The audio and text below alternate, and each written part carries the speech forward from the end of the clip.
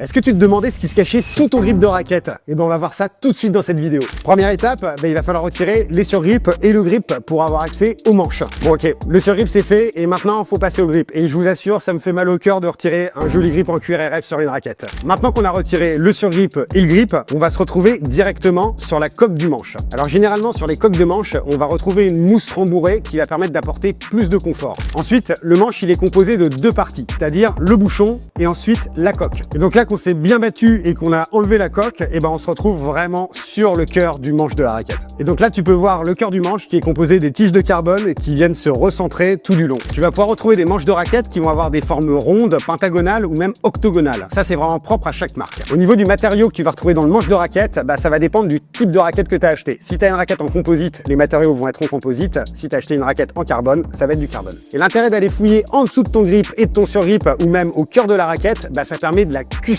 Et donc la customiser, ça va être de rajouter soit des bandelettes de plomb ou du silicone dans le manche pour apporter plus de maniabilité. Donc si tu as besoin qu'on customise ton manche de raquette, tu peux rencontrer nos experts GOAT au 70 rue de Provence dans le 9e à Paris.